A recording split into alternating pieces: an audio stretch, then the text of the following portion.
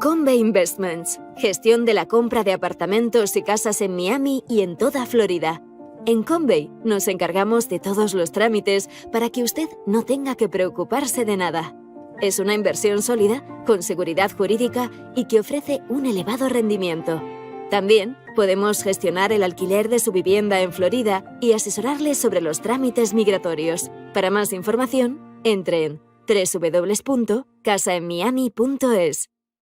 Recuerda que puedes escuchar este audio horas antes de su estreno y sin publicidad suscribiéndote en cesarvidal.tv.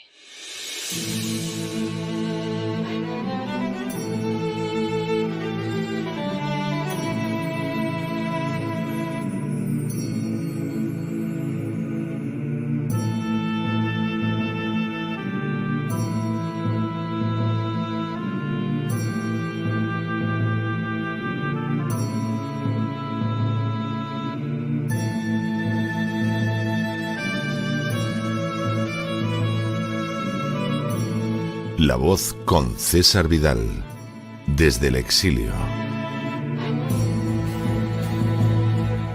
Muy buenos días, muy buenas tardes, muy buenas noches y muy bienvenidos a esta nueva singladura de La Voz. Soy César Vidal, hoy es el martes 4 de octubre de 2022 y me dirijo a los hispanoparlantes de ambos hemisferios, a los situados a uno y otro lado del Atlántico y, como siempre, lo hago desde el exilio. Corría el año 1958 cuando el presidente de Estados Unidos, Dwight D. Eisenhower, decidió desplegar misiles balísticos con ojivas nucleares en Italia y Turquía, países ambos miembros de la OTAN. Así, durante ese año, como durante el siguiente, se ubicaron en estas naciones misiles SM-78 Júpiter con un alcance de 2.400 kilómetros. La ojiva nuclear que transportaba cada proyectil tenía un poder destructivo de 1,44 megatones, es decir, unas 100 veces el de la bomba atómica que se lanzó sobre Hiroshima. Semejante despliegue, que no había sido precedido por ningún paso similar de la Unión Soviética, ponía a las principales ciudades soviéticas, incluyendo Moscú y San Petersburgo, al alcance de misiles nucleares capaces de arrasarlas por completo. Eisenhower reconoció que el haber instalado misiles en Europa que podían caer sobre Moscú podría llevar a la Unión Soviética a hacer lo mismo en naciones como Cuba o México en calidad de respuesta.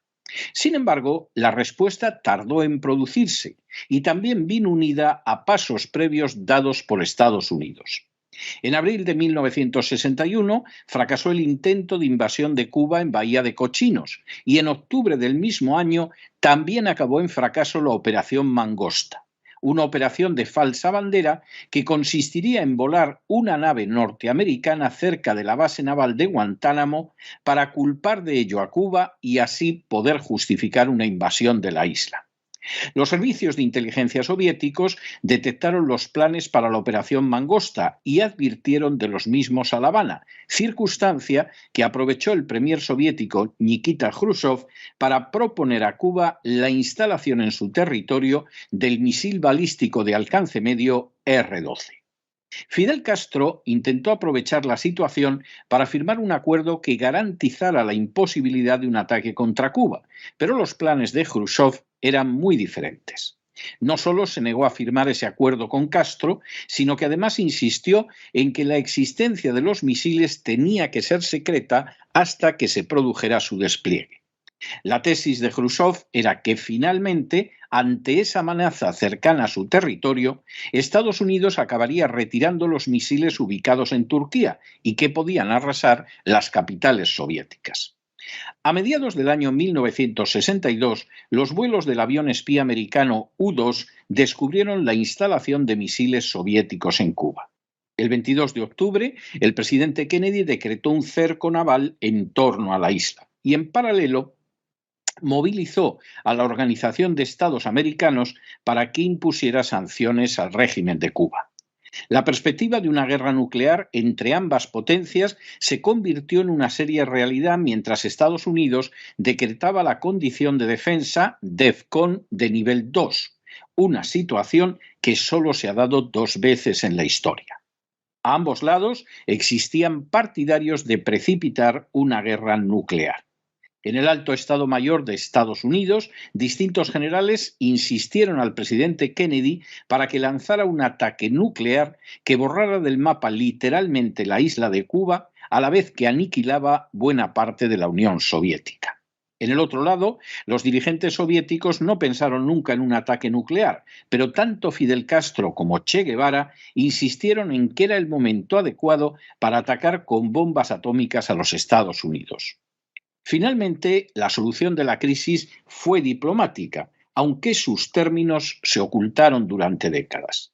La Unión Soviética aceptó retirar los misiles de Cuba a cambio de que Estados Unidos retirara también los misiles que había colocado en Turquía. De esta manera, la Unión Soviética había conseguido imponerse en toda regla, aunque Kennedy también podía presentarse ante el mundo como un triunfador. En cualquiera de los casos, el espectro de un holocausto nuclear desapareció y solo volvería a hacer acto de presencia cuando Ronald Reagan señaló décadas después que el estallido de una guerra nuclear en Europa era una posibilidad. Dentro de esas paradojas en que es tan pródiga la historia, en esa misma década de los años 60, Estados Unidos renunció a operaciones de invasión de Cuba como la fracasada de Bahía de Cochinos o la abortada Operación Mangosta. De hecho, y sobre todo a partir de la caída de la Unión Soviética, evitaría cuidadosamente la caída de la dictadura en Cuba. Pero esa ya es otra historia. En las últimas horas hemos tenido nuevas noticias sobre el peligro del estallido de una guerra nuclear en Europa. Sin ánimo de ser exhaustivos, los hechos son los siguientes. Primero, el final de la Guerra Fría vino marcado, por un lado, por las promesas de Estados Unidos de que la OTAN no se extendería hacia el este ni una pulgada más allá de la Alemania reunificada, y por otro, por los interrogantes relacionados con la política que habría que mantener hacia la Rusia posterior al colapso de la Unión Soviética. Segundo, la expansión de la OTAN, a fin de cuentas una idea británica, contó siempre con reticencias por parte de americanos más que notables. Así, Eisenhower, que fue el primer jefe de las Fuerzas Armadas de la OTAN y después presidente de los Estados Unidos, escribió en 1951. Si en 10 años todas las tropas americanas estacionadas en Europa por propósitos de defensa nacional no han sido devueltas a los Estados Unidos, entonces todo este proyecto, en relación a la OTAN, habrá fracasado. Eisenhower era plenamente consciente de que la OTAN, creada en 1949, había terminado por provocar la creación del Pacto de Varsovia en 1955, es decir, 6 años después. Tercero, en un sentido más contundente, se expresó en una carta abierta dirigida al presidente Clinton el 26 de junio de 1997 el diplomático americano George Kennan. Lejos de ser un pacifista, Kennan había sido el padre de la doctrina de la contención contra la Unión Soviética, pero señaló a Clinton que extender la OTAN hacia el este de Europa sería lo que denominó un error político de proporciones históricas. Cuarto, George Kennan añadiría en la carta dirigida a Clinton: extender la OTAN sería el error más terrible de la política americana en la era posterior a la Guerra Fría. De una decisión así, se puede esperar que impulse la política exterior rusa en direcciones que decididamente no nos gustarán. Kennan insistió en que los intereses a largo plazo de Estados Unidos en Europa se verían mejor servidos impulsando la paz en el continente mediante acuerdos de seguridad que incluyeran a Rusia, que mediante la expansión de la OTAN. En un sentido semejante, se expresaron también personajes de la talla de Richard Nixon o Henry Kissinger. Quinto, de manera bien significativa, en el curso del presente siglo XXI, mientras la propaganda ha seguido hablando de un peligro ruso, lo cierto es que la OTAN no ha dejado de avanzar hacia las fronteras de Rusia, aumentando sus miembros en más de 15. Sexto, a pesar de la política de cerco llevado a cabo por una OTAN que desde principios del siglo XXI ha provocado ya guerras fuera del escenario europeo, como las de Afganistán o Libia, Y a pesar de la propaganda de los nacionalistas ucranianos, Ucrania siguió unida muy estrechamente a Rusia después del desplome de la Unión Soviética, hasta el punto de que en 2004 y 2014 hubo que perpetrar golpes de Estado en el país para que los nacionalistas ucranianos conquistaran el poder. En el segundo caso, Rusia respondió ocupando Crimea, que siempre fue territorio ruso hasta que el dictador ucraniano Jrushchov, en la época de la Unión Soviética, lo unió a Ucrania. Séptimo. En 2014, tras un golpe de Estado perpetrado apenas unas horas después de que la Unión Europea firmara unos acuerdos que daban garantías al presidente ucraniano de que no sería derrocado, los nacionalistas ucranianos, llegados al poder, desencadenaron una represión feroz contra la zona este de Ucrania abiertamente antinacionalista. En el curso de esa represión, que ha costado miles de vidas, los nacionalistas ucranianos bombardearon zonas civiles, ocasionando la muerte de niños, ancianos y mujeres. Se intentó concluir esa situación de enfrentamiento con los acuerdos de Minsk de 2015 entre Ucrania y Rusia, con el respaldo francés y alemán, potencias ambas no interesadas en un nuevo enfrentamiento militar en suelo europeo. Octavo. Los acuerdos de Minsk no fueron respetados por Ucrania, ya que en palabras de su antiguo presidente Poroshenko, nunca tuvieron la menor intención de hacerlo. Noveno. A finales del año 2021, Ucrania desplazó la mitad de sus fuerzas armadas a las cercanías de las zonas del este del país que no son nacionalistas. Aunque esta acción podía convertirse en el enésimo ataque contra la zona oriental del país, fue ocultada o pasada por alto por los políticos y los medios occidentales. Décimo. También fue ocultado por los medios y los políticos occidentales que la entrada de Ucrania en la NATO y sobre todo la ubicación de bombas nucleares de la OTAN en su territorio acabaría con el principio de doble destrucción garantizada que ha evitado hasta la fecha el estallido de una guerra nuclear, ya que permitiría bombardear nuclearmente Moscú en tan solo 5 minutos. Undécimo. Junto a ese peligro real, los gobiernos nacionalistas ucranianos permitieron la ubicación de docenas de laboratorios de armamento bioquímico ilegal americano en Ucrania. Este hecho fue reconocido por Victoria Nuland en el Senado de Estados Unidos, afirmando que intentarían que no cayeran en manos rusas. Duodécimo. Documentos pertenecientes a la corporación RAND han dejado de manifiesto que la guerra estaba planeada por Estados Unidos desde hacía más de 3 años y que la finalidad era enfrentar a Europa y en especial a Alemania con Rusia, de tal manera que la economía europea se colapsara y miles de billones de euros salieran desde Europa en dirección a Estados Unidos, salvando a esta nación de la crisis económica. 13. Las sanciones formuladas contra Rusia no han sido apoyadas por cerca del 90% de la población del planeta, del que solo China e India ya constituyen la mitad. Sin embargo, la economía europea se tambalea por sus efectos al no contar con el gas ruso. De manera bien significativa, en Alemania se ha iniciado un proceso de desindustrialización. 14. El hecho de que las ofensivas ucranianas, lanzadas con armas, mandos y efectivos de la OTAN, no hayan conseguido derrotar a las fuerzas rusas, ha llevado a señalar la posibilidad de utilizar el armamento nuclear, una posibilidad que admitió públicamente la primera ministra británica Truss ya hace meses. 15. Por lo que se refiere a Rusia, una intervención de la OTAN provocando una amenaza para su nación la colocaría en uno de los 2 supuestos en los que está dispuesta a utilizar armamento nuclear, siendo el otro un ataque nuclear enemigo. 16. Por su parte, Estados Unidos ha declarado abiertamente que en caso de un ataque de Rusia contra un país miembro de la OTAN, invocaría el artículo 5 de la Carta de la OTAN sobre defensa colectiva, respondiendo con todo su arsenal, incluido el nuclear. El artículo 5 se utilizó, por ejemplo, en su día para justificar la invasión de Afganistán. 17. Desde la perspectiva pública de los medios y de los políticos occidentales, la ayuda de la OTAN ha permitido lanzar contraofensivas en que se ha recuperado la región de Kharkov y el ejército ruso se encontraría en una situación desesperada. Se pasa por alto que la ofensiva de Kharkov ha causado unas bajas tan elevadas al ejército ucraniano que su victoria en términos militares ha sido calificada como pírrica por expertos norteamericanos, obligando a insistir en el aspecto político de la situación. 18. Desde la perspectiva rusa, es obvio que la guerra la está ganando Rusia al haber causado inmensas bajas al ejército ucraniano a pesar de la ayuda de la OTAN, al controlar el 20% del territorio ucraniano, que siempre fue su objetivo, y al concentrarse en ese territorio el 80% del Producto Interior Bruto ucraniano.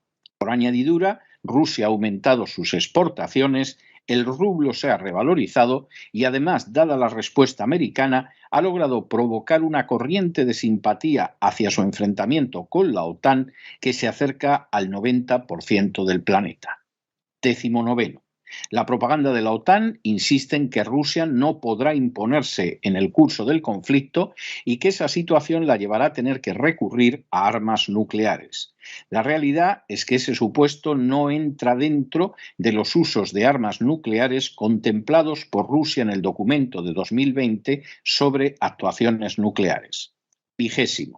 A diferencia de Rusia, la posición nuclear de Estados Unidos de 2018 sí permite utilizar armas nucleares si sus aliados o socios fracasan a la hora de conseguir sus objetivos y sufren un riesgo creíble de consecuencias intolerables para adversarios potenciales ahora y en el futuro. 21. Los respectivos protocolos indican, por lo tanto, que mientras que Rusia solo utilizaría el arma nuclear para responder a un ataque nuclear o para defenderse en caso de que peligrara la supervivencia de su país, Estados Unidos la podría utilizar si considera que un aliado o un socio no es capaz de lograr sus objetivos o que se enfrenta con perspectivas indeseables. 22. Partiendo de esas bases, no puede sorprender que tanto Zelensky en público como un sector de los consejeros del presidente Biden en privado estén presionando, como hicieron en los años 60 Fidel Castro y el Che Guevara y algunos generales del Alto Estado Mayor americano, para que se produzca un ataque nuclear. 23. Semejante eventualidad no es imposible dada la extensión concreta del Protocolo de Acción Nuclear de los Estados Unidos. 24. Las consecuencias del desencadenamiento de un conflicto nuclear implicarían, según el Programa de Ciencia y Seguridad Global de la Universidad de Princeton, la muerte de más de 34 millones de personas en las primeras horas del conflicto, a las que seguirían otros 57,4 millones de heridos que fallecerían en los siguientes días. 25. Los efectos no concluirían ahí, sino que se extenderían al estado que sufriría el planeta y que podría costar miles de millones de vidas. Por ejemplo, un enfrentamiento nuclear limitado entre solo India y Pakistán no concluiría con menos de 1.300 millones de muertos. Durante las pasadas décadas, el mundo ha ido acercándose hacia su aniquilación de una manera malvada, ciega y, para colmo, totalmente evitable. Si, siguiendo las tesis de personajes como Kennan, Kissinger y Nixon, la OTAN no se hubiera expandido en contra de lo prometido a Gorbachov y a Yeltsin, no estaríamos donde estamos. Si, aceptando la voluntad del pueblo, la administración Obama y Soros no hubieran dado un golpe de Estado en Ucrania para colocar en el poder a los nacionalistas, no estaríamos donde estamos. Si Estados Unidos y Gran Bretaña no hubieran desplegado tropas y laboratorios de armamento bioquímico prohibido por la legalidad internacional en Ucrania, no estaríamos donde estamos. Si Hunter Biden, hijo del actual presidente de Estados Unidos, no hubiera ganado millones en Ucrania gracias a la corrupción y a la construcción de los laboratorios ya citados, no estaríamos donde estamos. Si hace 3 años la corporación RAND no hubiera planeado provocar a Rusia para que finalmente tuviera que entrar en Ucrania para asegurar su seguridad, no estaríamos donde estamos. si no se hubiera ofrecido armamento nuclear a Ucrania y la entrada en la OTAN, lo que destruía, entre otros pilares del derecho internacional, el principio de doble destrucción asegurada que ha evitado hasta ahora una guerra nuclear, no estaríamos donde estamos. Si la misma corporación RAND no hubiera llegado a la conclusión de que para que el capital europeo se desplace a Estados Unidos y salve su economía, hay que provocar a Rusia para que intervenga en Ucrania y así quede destrozada la economía europea, no estaríamos donde estamos. Si la agenda globalista no profesara un odio profundo a Rusia por ser una de las pocas naciones que se resisten a engendros suyos como la ideología de género o el sometimiento a las oligarquías supranacionales, no estaríamos donde estamos. Y si Zelensky no fuera una marioneta corrupta y liberticida que ha cerrado televisiones, ha puesto fuera de la ley a los partidos de la oposición, ha encarcelado al jefe de la oposición en el Parlamento y está dispuesto a enviar a centenares de miles de ucranianos a morir en beneficio de potencias extranjeras, a pesar de lo cual, por cierto, es aplaudido por políticos como Focas e incensado por las furcias mediáticas, tampoco estaríamos donde estamos. En un momento así, en que el ejército ucraniano, a pesar de las armas, las tropas y la inteligencia de la OTAN, no logra imponerse, Zelensky ha expresado públicamente el deseo de que se ataque nuclearmente a Rusia. Un sector de los asesores de Biden lo respaldan y es delirante pensar que ante esa eventualidad Rusia no se defendería. Como en la crisis de los misiles, el mundo se halla al borde del abismo y la única vía razonable posible es una salida diplomática como la que permitió eludir aquel desastre a inicios de los años 60 durante la crisis de los misiles. Los paralelos son obvios. Primero, la OTAN ha amenazado nuclearmente a Rusia con un radio de acción que puede borrar del mapa sus ciudades más importantes. Segundo, Rusia ha reaccionado en defensa de su seguridad nacional. Tercero, los títeres, como antaño Castro y el Che y hoy Zelensky, ansían un holocausto nuclear para mantenerse en el poder. Y cuarto, hay sectores de las Fuerzas Armadas americanas que sueñan con aprovechar la ocasión convencidos de que pueden ganar en una confrontación nuclear. La salida es muy similar a la de aquel entonces. Primero, la OTAN debe retirar el armamento de Ucrania como Estados Unidos lo hizo de Turquía. Segundo, Ucrania debe convertirse en una zona neutral y desmilitarizada como se contenía ya en su Declaración de Independencia de 1991. Tercero, tienen que acabar y revertirse las sanciones contra Rusia que a Rusia no le están afectando mucho, pero que están aniquilando verdaderamente la economía europea. Y cuarto, Rusia debe retirarse de aquellas zonas de Ucrania que no son rusas y en las que están sus fuerzas armadas. Si se actúa de esta manera, como por cierto pide más del 60% de esos ciudadanos americanos que quieren un final de la guerra, ahora por vía diplomática y concesiones de Ucrania a Rusia, si se actúa así, al igual que durante la crisis de los misiles, el mundo puede salvarse de un holocausto nuclear y quizá Europa del desastre económico organizado para favorecer a la economía de los Estados Unidos. Si no es así, Europa se convertirá en un continente devastado, el mundo se transformará en una horrible hoguera y ni siquiera quedará garantizada la existencia de la raza humana. Habrá sido ciertamente el triunfo de una pequeña y maligna oligarquía que ansía controlar el planeta reduciendo su población a 500 millones de personas. Y también habrá sido la consumación de un camino que empezó no este mes de febrero cuando las tropas rusas entraron en Ucrania, sino mucho, mucho antes, cuando la OTAN, en contra de lo pactado, comenzó a expandirse país por país hacia el este. Pero no se dejen llevar por el desánimo o la frustración, y es que a pesar de que los poderosos muchas veces parecen gigantes, es solo porque se les contempla de rodillas, y ya va siendo hora de ponerse en pie.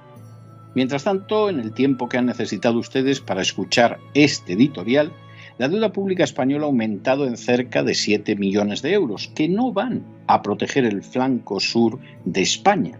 sino entre otras cosas a enviar armas a Ucrania. Muy buenos días, muy buenas tardes, muy buenas noches. Les ha hablado César Vidal desde el exilio. Que Dios los bendiga.